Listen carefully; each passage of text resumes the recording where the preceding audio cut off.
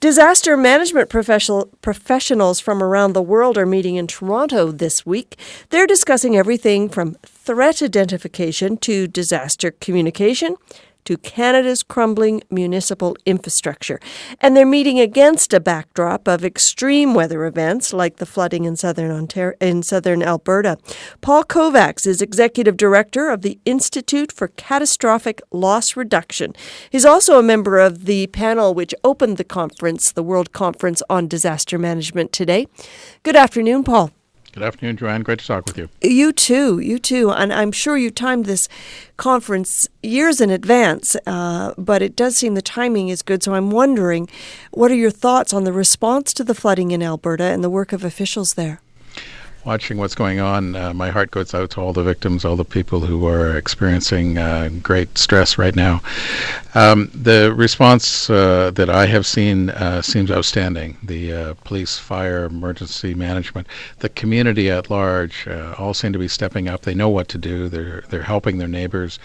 If evacuation was what was needed, that's what they did. In one way or another, I see an excellent response. The concern I feel is that while we're doing a great job responding after the trouble has started, there was an opportunity to have made some investments ahead of time so that we didn't need to have the kind of disaster that's occurring right now.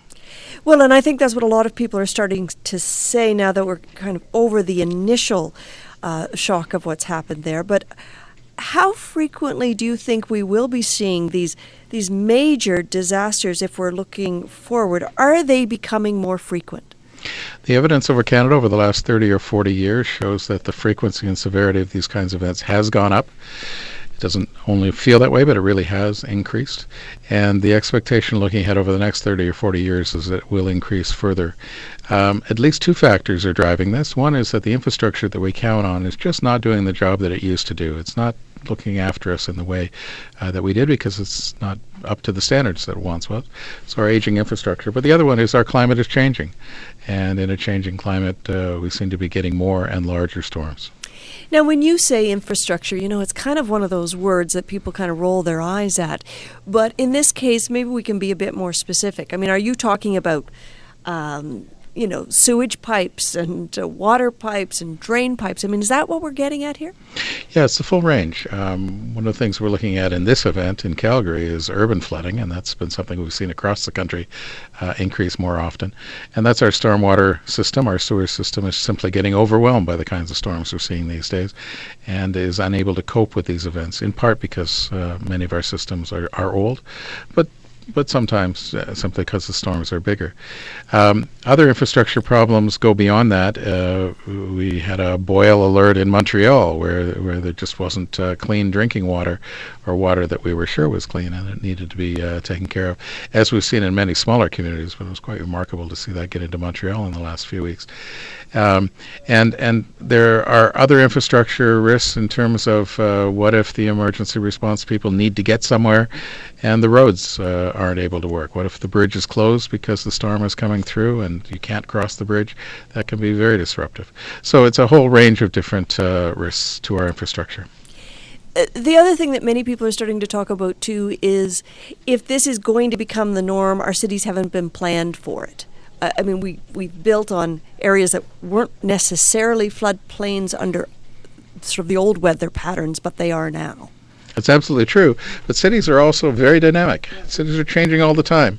It is part of proper management of flood risk and other risks that certainly Victoria is learning and Calgary is learning, that decisions that might have been made in the past about where to allow people to put a home or a business to locate might not be the right decision now. And to, at a minimum, start by saying if an area is identified as high risk, that no new development take place in those areas. But to go beyond that and say maybe the community needs to buy up some of these properties and turn the area into a park because it's low-lying and the sea level is rising, or because the flood risk is moving over time.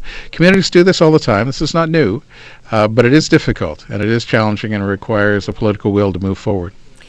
What would you say are the greatest risks then to Canadian communities? I mean, we see the flooding, so flooding's obviously one of them, and we're seeing flooding in some areas of BC. But here on the coast, is it flooding we should be worried about?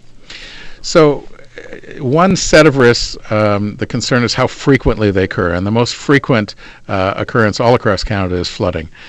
We've located our communities near water, and so this has led to flooding risk in all parts of Canada. Every province, every territory has experienced flood risk in the last while, and that's rising.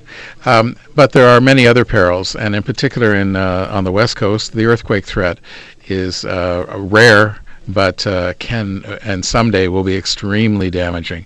And the time required to make the investments in preparing for a large urban earthquake is extremely important, for example, for the people of Victoria.